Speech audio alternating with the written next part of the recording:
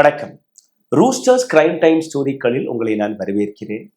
2-3 நாட்களாக கிரைம் ஸ்டோரிஸ்களை கொண்டு வராததற்காக மன்னிக்கவும். என்னுடைய உடல்நிலை சரியாக இல்லை, ஒன்று. 2வது, மற்ற செய்திகள் அதிகமாக இருந்த காரணத்தால் இந்த சீரீஸை எங்களால் டச் செய்ய முடியவில்லை. கிரைம் உலகத்தில் பல்வேறு விதமான கிரைம்களை நாங்கள் படித்திருக்கிறோம், ரெக்கார்ட் செய்திருக்கிறோம், ரிப்போர்ட் செய்திருக்கிறோம். கிரைம் என்றாலே கொலை, அப்போ டெட் பாடிஸ்களையும் பார்த்திருப்போம். கன்ஷோட்டான டெட் பாடி, ரேப் விக்டிம்ஸ்கள், தீக்காயங்களுடன் டெட் பாடிஸ், தூக்கில் கடந்த டெட் பாடிஸ், இது போன்ற நூற்றுக்கணக்கான டெட் பாடிஸ். இதே தொடர்ந்து பல ஆட்டோபயோப்சி ரிப்போர்ட், அதாவது போஸ்ட்மார்ட்டம் ரிப்போர்ட்டும் நாங்கள் பார்த்திருக்கிறோம். டெல்லியில் நடந்த புராரி கேஸ், 11 நபர்கள் தூக்கில் தொங்கிய அந்த கதை. அன்னைக்கு அந்த டெட் பாடியை என்னால் பார்க்க முடியவில்லை. ஆனால் 2-3 நாட்கள் கழித்து அங்கே நான் ரிப்போர்ட்டிங் செய்ய போகும்போது 1 மணி நேரம் 2 மணி நேரம் அந்த இடத்தில் இருந்தேன். ஒரு 3 நாட்கள் எனக்கு உறக்கம் கூட வரவில்லை. ஆருஷி ஹத்யா காண்டப்ப பீக்ல இருந்த அந்த டெட் பாடி எல்லாம் ஹேம்ராஜோட டெட் பாடி. ஸோ டெட் பாடிஸ்கள் எந்த அளவில் கொடூரமாக இருக்குமோ அந்த அளவில் அதையும் தாண்டி நீங்கள் சிந்திக்க கூட முடியாத அளவில் டெட் பாடிஸ்களை நாங்கள் பார்த்திருக்கிறோம். கிரைம் ரிப்போர்ட்டிங் இதை எடுத்துக்காட்டும். ஆனால் ஒரு சில கிரைம்களை பார்த்ததுக்கு அப்புறம் இதற்கு மேல கொடூரம் நடக்க முடியாது என்கிற ஒரு மனதில் ஒரு வார்த்தை வரும். இதுதான் எக்ஸ்ட்ரீம், இதற்கு மேல யாருமே கிரைம் செய்யவே முடியாது என்கிற விஷயம்.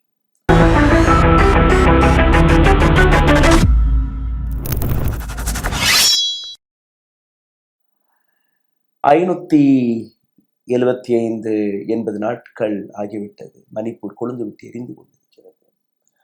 அங்கிருந்து வந்த ஒரு 6 ஆட்டோபயோப்சி ரிப்போர்ட், அதாவது போஸ்ட்மார்ட்டம் ரிப்போர்ட்டை படிச்சு பார்க்கும்போது அப்படியே குள்ளரிச்சிருச்சு. இதுக்கு மேலே என்னால் படிக்க முடியலன்னு தூக்கி போட்டேன். அந்த ரிப்போர்ட்டை படிச்சது மட்டுமல்லாமல் அந்த எக்ஸ்ட்ரீம் கிரைமை கேட்கும் போதே வாமிட் வர ஆரம்பிச்சிருச்சு. இதற்கு மேல சகிக்க முடியாது என்கிற ஒரு விஷயம். 10 மாத குழந்தை, சிந்திச்சு பாருங்கள். 10 மாத குழந்தை, 3 வயதுல இருக்கக்கூடிய ஒரு குழந்தை, 8 வயதுல இருக்கக்கூடிய ஒரு குழந்தை. இந்த 3 குழந்தைகளுடைய போஸ்ட்மார்ட்டம் ரிப்போர்ட் அதிலிருந்து வெளிவந்த கதை. இதற்கு பின்னாடி இருக்கக்கூடிய அந்த கொடூரத்தை அனைத்தையுமே நான் உங்களுக்கு இந்த பதிவில் எடுத்து காட்டப் போகிறேன்.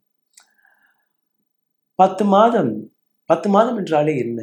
அம்மா, அப்பா, இல்லை ஒரு சில தா, தூ, தீ, இதை தாண்டி அந்த வார்த்தை கூட வர. அருகே இருக்கக்கூடிய அனைத்து நபர்களுமே என்னை செல்லமாக பார்க்கிறார்கள், கொஞ்சராக.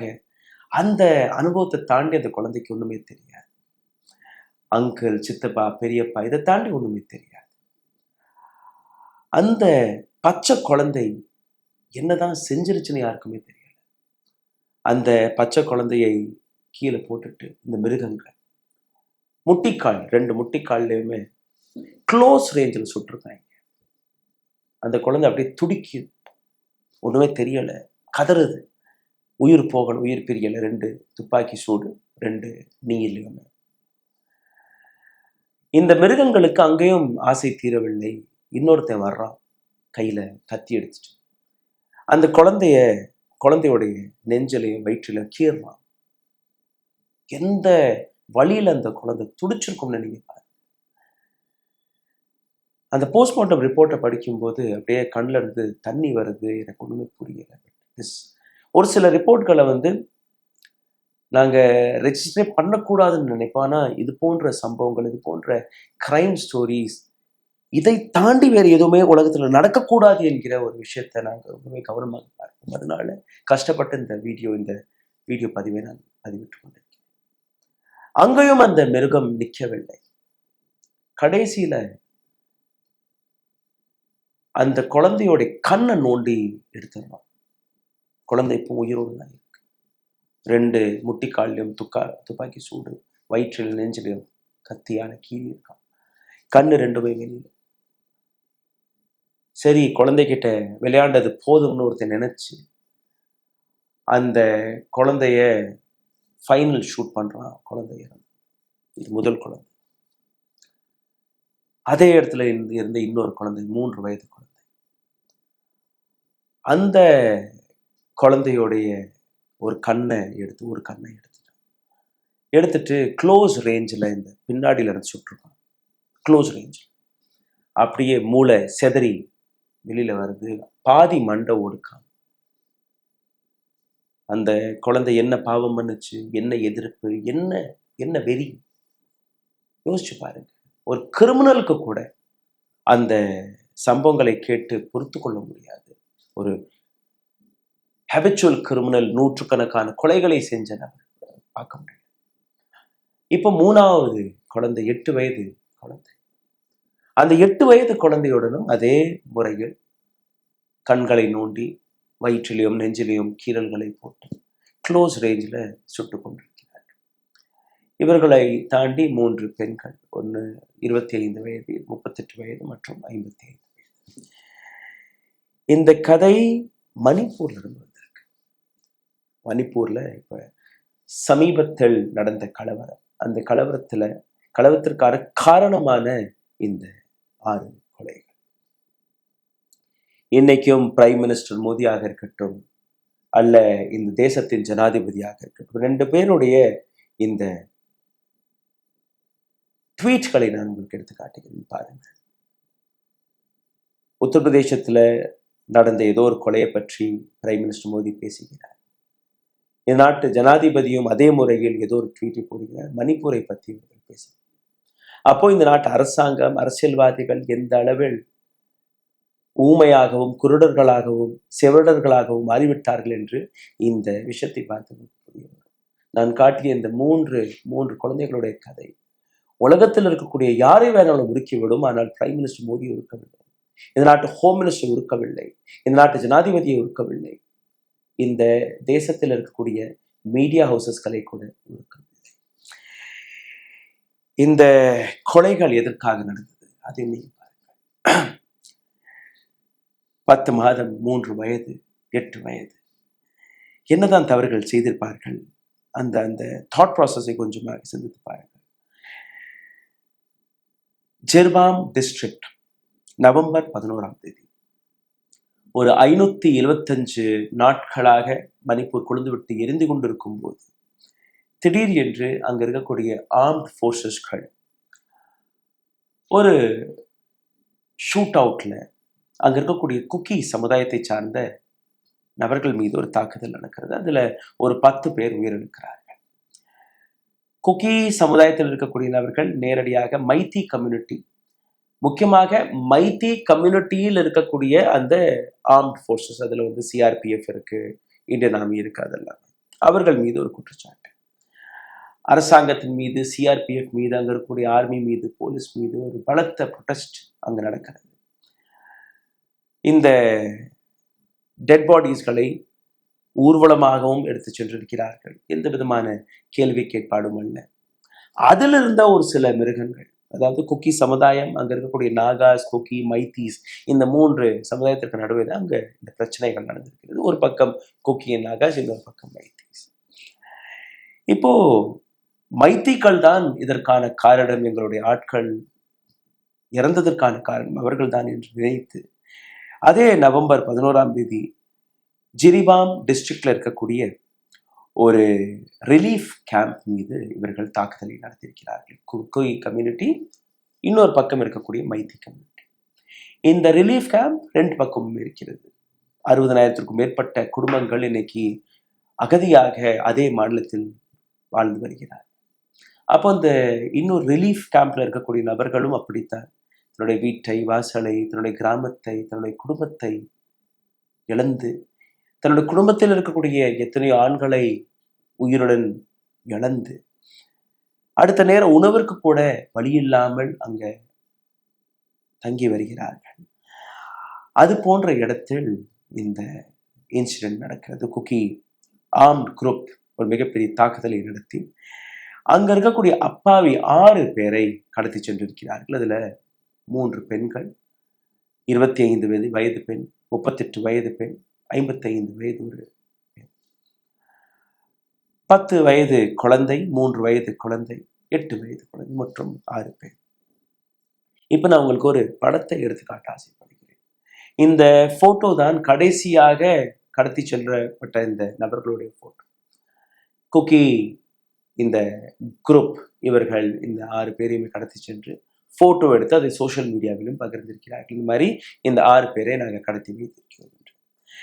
இந்த வீடியோவை என்னுடைய எடிட்டர் டீம்ல அதை எடிட் பண்ணக்கூடிய நபர்கள்ட்ட நான் ஜூம் போட்டு காட்ட உங்கள்கிட்ட சொல்றேன். கொஞ்சம் பாரு. இந்த படத்துல தெரியக்கூடிய அந்த இன்னசென்ஸ், அந்த பெண்களுக்கு வேணா அந்த அச்சம் இருக்கலாம், ஆனால் அந்த குழந்தைங்க பாருங்க ஒண்ணுமே தெரியல. ஒரு குழந்தை லெஃப்ட் ஹேண்ட் சைட்ல பிளர் பண்ணியிருக்கேன் முகத்தை, எல்லாருடைய முகத்தை நான் பிளர் பண்ணியிருக்கேன். பட் அந்த எக்ஸ்ட்ரீம் ரைட் ஹேண்ட் சைட்ல இருக்கக்கூடிய குழந்தைய பாருங்க, இன்னொரு நபரை பார்த்துட்டு இருக்கு. அங்கிள், யாரோ அங்கிள். அங்கிள் அங்கிள்னா என்னை ஒன்றும் பண்ண மாட்டார், எனக்கு டாஃபி கொடுப்பாரு, சாக்லேட் கொடுப்பாரு, ஏதாச்சும் திங்கிறதுக்கு கொண்டுட்டு வந்திருப்பாராங்கிற ஒரு ஏக்கம். அந்த பின்னாடி ஆர்ம்ட் கன்மேன்ஸ்.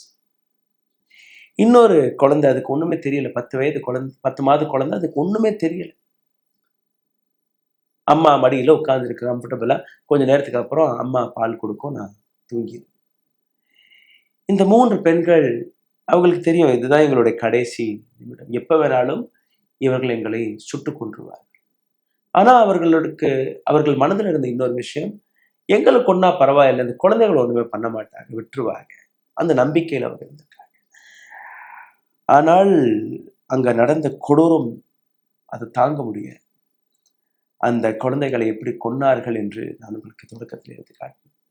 முட்டி காலில் 0 ரேஞ்சில் சுட்டது, கண்ணை தோண்டி எடுத்தது, வயிற்றுலையும் நெஞ்சிலையும் வெட்டி போட்டது, அப்புறம் கடைசியில் ஒரு 5 inch. நவம்பர் 15ஆம் தேதி, நவம்பர் 11ஆம் தேதி இந்த கடத்தல் நடக்கிறது. ஒரு 2-3 நாட்கள் கழித்து நவம்பர் 15ஆம் தேதி ஜிரி ரிவர், ஜிரி பாங் என்கிற இந்த டிஸ்ட்ரிக்ட்ல இருக்கக்கூடிய ஜிரி நதி, அந்த நதியில ஒரு 5 சடலங்கள் மிதந்து போறதை பார்க்குறாங்க மக்கள். போலீஸ் எல்லாம் இன்ஃபார்ம் செய்யப்படுது. அதுல 2 பெண்கள், 3 குழந்தைகள். அந்த டெட் பாடி எல்லாம் அப்படியே தண்ணியில ஊறி உப்பி போயிருக்கு, யாருடைய டெட் பாடின்னு தெரியல. அப்புறம் போலீஸ் இன்வெஸ்டிகேஷனுக்கு அப்புறம் பார்க்கும்போது அதை போஸ்ட்மார்ட்டம் ரிப்போர்ட், டிஎன்ஏ அதுக்கெல்லாம் அனுப்பியிருக்காங்க. 18ஆம் தேதி கடைசியா ஒரு பெண்ணுடைய சடலமும் கிடைத்திருக்கிறது. சில்சர் மெடிக்கல் காலேஜ் அசம்க்கு இது அனுப்பப்பட்டு அந்த போட்டோ இதெல்லாம் எடுத்து பார்க்கும்போது அந்த கடத்தி செல்லப்பட்ட அந்த 6 பேர், இந்த 6 டெட் பாடி. இந்த போஸ்ட்மார்ட்டம் ரிப்போர்ட் மற்றும் இந்த போட்டோ சோஷியல் மீடியாவில் பரவ ஆரம்பிச்ச உடனேயே ஒட்டுமொத்த மணிப்பூர் மீண்டும் ஒரு முறை கொழுந்து விட்டு எரிய தொடங்கிவிட்டது. கடந்த கிட்டத்தட்ட 2 ஆண்டுகளாக இந்த கலவரம் வெடித்து கொண்டிருக்கிறது. இந்த நாட்டு அரசாங்கத்திற்கு, இந்த நாட்டு பிரைம் மினிஸ்டருக்கோ, இந்த நாட்டு ஜனாதிபதிக்கோ, இந்த நாட்டு ஹோம் மினிஸ்டருக்கோ அதை எப்படி கட்டுப்படுத்த முடியும் என்கிற அந்த வழியே தெரியல. அங்க இருக்கக்கூடிய அரசாங்கம், பிஜேபி அரசாங்கம், அங்க இருக்கக்கூடிய சீஃப் மினிஸ்டர் ஒரு மைத்தி கம்யூனிட்டியை சார்ந்த நபர்,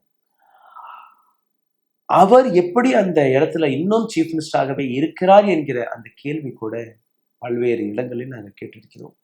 இன்னும் அந்த நபர் தன்னுடைய ராஜினாமாவை கூட கொடுக்கவில்லை. சரி, இப்ப இதற்கான வரலாற்றை பிரட்டி பார்க்கலாம். ஏன் இந்த கலவரம் நடக்குது? இந்த கதையை நீங்க ரொம்ப கவனமாக பாருங்கள். பிகாஸ் இந்த நாட்டுடைய மிக முக்கியமான அங்கமாக இருக்கக்கூடிய, மிகவும் அழகாக இருக்கக்கூடிய ஒரு ஸ்டேட் தான் மணிப்பூர். போய் பார்த்தீங்கன்னா உங்களுக்கு புரியும் எவ்வளவு அழகான ஸ்டேட். இந்த நாட்டுக்கு சுதந்திரம் கிடைக்கும் போது 1947ஆம் ஆண்டு மணிப்பூரும் இந்தியாவுடைய ஒரு அங்கமாக மாறி, இங்க இருக்கக்கூடிய 36 கம்யூனிட்டிஸ், ஜாதிகள், அதுல ஒரு ஜாதி மைத்தி பெரும்பாலான அளவில் நீங்க பார்த்தீர்கள்னா அங்க இருக்கக்கூடிய இம்பால் என்கிற ரீஜன், வேலி ரீஜன், பிளெயின் ஏரியாஸ்ல இருப்பாங்க. 50% பாப்புலேஷன் மைத்திஸ் பாப்புலேஷன். அடுத்த 2 பெரிய கம்யூனிட்டி குக்கி மற்றும் நாகா. அதை தாண்டி பல்வேறு ட்ரைபல் கம்யூனிட்டிஸ் இருக்கிறாங்க. இவர்களுடைய பாப்புலேஷன் மீதம் இருக்கக்கூடிய ஒரு 50%. ஆனால் 90% குக்கி, நாகா, மீதம் இருக்கக்கூடிய ட்ரைபல் கம்யூனிட்டி கையில அந்த நிலம் இருக்கிறது. 10% மட்டுமே மீதம் இருக்கக்கூடிய 50% மைத்தீஸ் இருக்கிறார்கள்.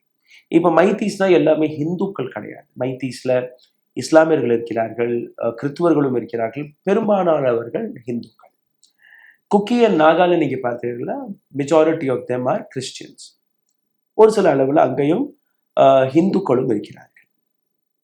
இப்போ இந்த பிரச்சனையே லேண்ட் டிஸ்பியூட் தான். அதாவது 90% நிலப்பரப்பில் 50% மக்கள் இருக்கிறார்கள். அவர்களோட நிலம் இருக்கு, விவசாய நிலம் இருக்கு, தங்குறதுக்கு இருக்கு. பட் 10% நிலத்துல 50% பாப்புலேஷன் வந்தா எப்படி அங்க இருக்க முடியும்? 2012ஆம் ஆண்டு இந்த பிரச்சனையை வெடிக்கிறது. இன்னொரு இடத்துல நீங்க பார்த்தீர்கள்னா மைத்தீஸ் அல்ல மணிப்பூரை பற்றி நீங்க பார்க்கும்போது அங்க ஒரு 60 எம்எல்ஏ தொகுதிகள் இருக்கு, அதாவது லெஜிஸ்லேட்டிவ் தொகுதிகள் இருக்கு. அதுல 40 மைத்தீஸ்கள் கையிலும் 20 மட்டும் நாகாஸ் மற்றும் குக்கி கையிலும் இருக்கு. அதாவது அரசு பலமும் மைத்தீஸ் கையில தான், அட்மினிஸ்ட்ரேஷனும் மைத்தீஸ் கையில தான், அங்க இருக்கக்கூடிய பெரிய பெரிய பொறுப்புகளில் இருக்கக்கூடிய நபர்களும் மைத்தீஸ்கள் தான். அப்போ அவர்களுக்கு சாதகமாக சட்டங்களை கொண்டு வருவதும் அவர்களுக்கு சாதகமாக சட்டங்களை திரிப்பதும் என்கிற அந்த குற்றச்சாட்டு எப்பவுமே நாகாஸ் மற்றும் குக்கீஸ் எடுத்து வைத்துக் கொண்டே இருக்கிறார்கள். 2012ஆம் ஆண்டு மைத்தி கம்யூனிட்டி கோர்ட்டுக்கு போறார்கள். அதாவது இந்த 1947ல இந்தியாவுடன் இவர்கள் இணையும் போது ட்ரைபல் கம்யூனிட்டிகளுக்குன்னு ஒரு சில விதிமுறைகள் இருக்கிறது, அவர்களை பாதுகாப்பதற்காக, அவர்களுடைய ரைட்ஸ்களை பாதுகாப்பதற்காக. அதாவது மற்ற கம்யூனிட்டியை சார்ந்த நபர்கள் அல்ல வெளியூர்ல இருந்து வெளி மாநிலத்திலிருந்து வந்து யாருமே இங்க நிலங்களை வாங்கவோ விற்கவோ கூடாது. இங்க எந்த விதமான கன்ஸ்ட்ரக்ஷன் ஒர்க்கோ இல்லை எந்த விதமான கார்ப்பரேட்டைசேஷனோ இங்க நடக்கக்கூடாது. இப்ப மைத்தீஸ் பக்கத்தில் இருக்கக்கூடிய நபர்கள் எல்லாருமே பணபலம், பொலிட்டிக்கல் பலம் இருக்கக்கூடிய நபர்கள். அப்படி இவர்கள் அந்த இடங்களை வாங்க தொடங்கிட்டார்கள். நாளைக்கு அடானி போன்ற நபர்கள், அம்பானி போன்ற நபர்கள் அங்க போய் தன்னுடைய கார்ப்பரேட்டைசேஷனை, கார்ப்பரேட் நிறுவனங்களை அங்கு அமைக்க தொடங்கி விடுவார்கள். எனிவேஸ் 2012ஆம் ஆண்டு மைத்தி கம்யூனிட்டி அவர்கள் கோர்ட்டுக்கு போய் எங்களுக்கும் இந்த ஸ்கெட்யூல் ட்ரைப் ஸ்டேட்டஸ் வேணும், ஏன்னா எங்கள்கிட்ட நிலமெல்லாம் கிடையாது, இந்த ஸ்கெட்யூல் ட்ரைப் ஸ்டேட்டஸ்ல நாங்கள் வந்தால் மட்டும்தான் எங்களுக்கான தேவைகளை, நில தேவைகளை எங்களால் சரிபார்க்க முடியும். இதற்கான ஹிஸ்டாரிக்கல் ரிசர்வேஷன்ஸ் இருக்கு, ஹில் ட்ரைபல் ப்ரொடெக்ஷன் லா எல்லாமே அங்கே இருக்கிறது. 2012ஆம் ஆண்டு போடப்பட்ட இந்த வழக்கு கிட்டத்தட்ட ஒரு 10-11 ஆண்டுகளாக அங்க நடந்தது. பல அரசியல் கட்சிகள் அங்க வந்தால் கூட இந்த பிரச்சனையை மட்டும் யாருமே கையில் எடுக்கவில்லை. முக்கியமாக அப்போ காங்கிரஸும் இருந்திருக்கிறது, இந்த பிரச்சனையை அங்க கை வைக்கவில்லை. இப்போ பிஜேபி அரசாங்கம் வந்த உடனே மே 2023ஆம் ஆண்டு மணிப்பூர் ஹைகோர்ட் ஒரு தீர்ப்பை கொடுக்கிறார்கள். சென்ட்ரல் அண்ட் ஸ்டேட் கவர்மெண்ட் ரெண்டு பேருமே மைத்தீஸ்களை எப்படி ஸ்கெட்யூல் ட்ரைப் ஸ்டேட்டஸில் கொண்டு வரலாம் என்கிற அந்த ரிப்போர்ட்டை நீங்க தயாரித்து கொடுங்கள் என்று அந்த டைரக்ஷனை கொடுத்திருக்கிறார்கள். இந்த டைரக்ஷன் மிஸ் அண்டர்ஸ்டாண்ட் செய்யப்பட்டு, மிஸ்கம்யூனிகேட் செய்யப்பட்டு, அதாவது ஏதோ மைத்தீஸ்களுக்கான தீர்ப்பாக அதை எடுத்துக்காட்டி மைத்தீஸ்களுக்கு இந்த ட்ரைபல் லா, ட்ரைபல் ஸ்டேட்டஸ் கிடைத்து விட்டது என்கிற ஒரு பிம்பத்தை எடுத்துக்காட்டி அங்க இந்த கலவரத்தை தூண்ட தொடங்கிவிட்டார்கள். ஹில் ட்ரைப், ஸ்பெஷலி குக்கி கம்யூனிட்டியை சார்ந்தவர்கள் அதை மிகப்பெரிய அளவில் தன்னுடைய நிலத்திற்கும் தன்னுடைய அடையாளத்திற்கும் ஒரு அச்சமாக பார்த்தார்கள். அதை தொடர்ந்து இந்த கலவரம் வெடிக்க தொடங்கிவிட்டது. எத்தனையோ வீடுகள், எத்தனையோ கிராமங்கள் அழிக்கப்பட்டது, அதை எரித்தார்கள், தீ வைத்து கொளுத்தினார்கள்.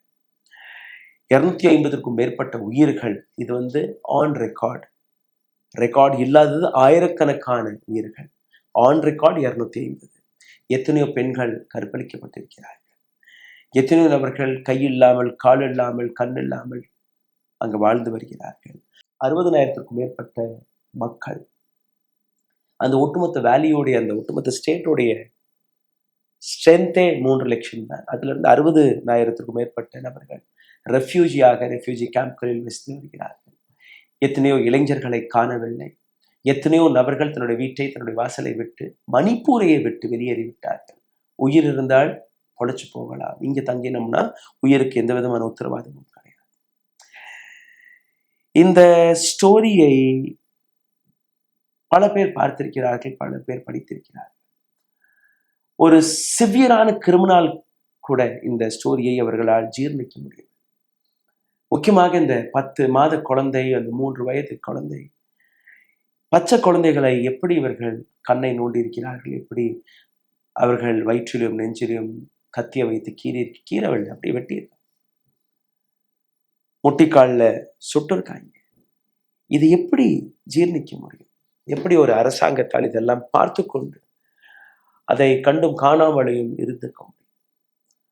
அங்க இருக்கக்கூடிய சீஃப் மினிஸ்டர் இன்னும் ரெசிக்னேஷன் கொடுக்காம, அங்க ஏன் இன்னும் ராஷ்டிரபதி சாசன் மிலிட்ரி ஃபோர்ஸ் போடப்படவில்லை? மிலிட்ரி கையில பிரசிடென்ட் ரூல் ஏன் கொண்டு வர முடியவில்லைன்னு எனக்கு தெரியல. அங்க இருக்கக்கூடிய பிஜேபி தலைவர்களே நேரடியாக பிரைம் மினிஸ்டர் மோடியை வந்து பார்க்க முயற்சித்திருக்கிறார்கள். அங்க இருக்கக்கூடிய கவர்னர், எங்களால் இந்த ஸ்டேட்டை இப்படி அழியும்படி பார்க்க முடியவில்லை. கவர்னரும் பிஜேபி கவர்னர் தான். இப்போ சிந்தித்து பாருங்கள், நான் கடைசியில அந்த நான் தொடக்கத்துல காட்டின 2 tweet, prime minister Modi and ஜனாதிபதியுடைய ட்வீட்டை படிக்கவில்லை. அது கடைசியில படிக்கலாம்னு நான் வச்சிருந்தேன். பிரைம் மினிஸ்டர் மோடியுடைய ட்வீட்டை படிக்கிறேன், கேளுங்கள். PMO ஆஃபீஸ்ல இருந்து இந்த ட்வீட் போடப்பட்டது. Heartbreaking. The fire accident in Jhansi medical college in Uttar Pradesh is heart wrenching. My deepest condolence to those who have lost their innocent children in this. I pray to the God, give them strength to bear the immense loss. உத்தரப்பிரதேசத்தில் நடந்த ஒரு medical college தீ விபத்தில் உயிரிழந்த சின்ன சின்ன குழந்தைகளை பற்றி பிரைம் மினிஸ்டர் கவலைப்படுகிறார். பாராட்டுகிறேன்.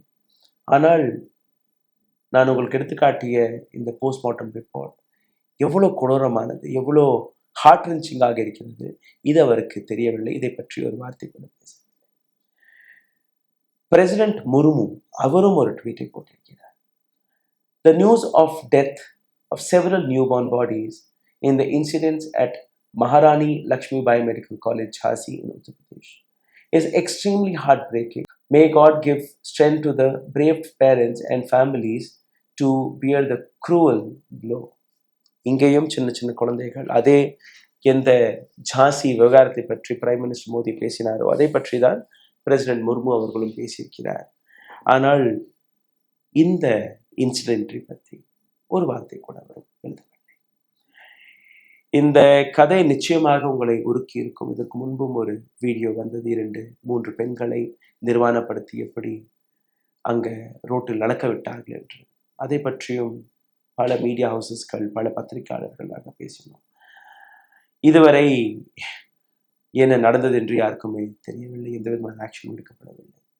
ஆனால் இந்த சின்ன குழந்தைகள், அவர்களுக்கு நீதி கிடைக்கணும், அவர்களுக்கு நியாயம் கிடைக்கணும், மணிப்பூருக்கு நியாயம் கிடைக்கணும். மணிப்பூரில் மீண்டும் ஒரு முறை அமைதி திரும்ப வேண்டும்.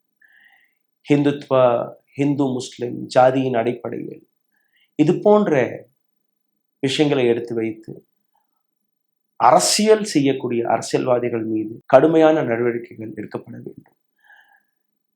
இந்த வீடியோ நிச்சயமாக உங்களை பேசவிடாமல் மாற்றியிருக்கும். ஆனால் கூட கொஞ்சம் கஷ்டப்பட்டு கீழே உங்களுடைய கருத்துக்களை பகிர்வீர்கள் என்று நம்புகிறேன்.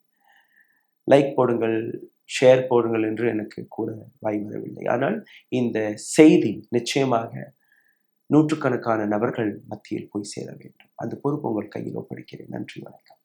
ஊடகம் கார்ப்பரேட் அரசியல்வாதிகளின் கைப்பாவையாக அடிமைகளாக இருந்தது போதும். இனி சாட்டை எடுத்து சுழற்றும் நேரம் வந்துவிட்டது. ஊடகம் பொதுமக்களாகிய உங்களுக்காக, உங்களாலேயே இயக்கப்பட வேண்டும்.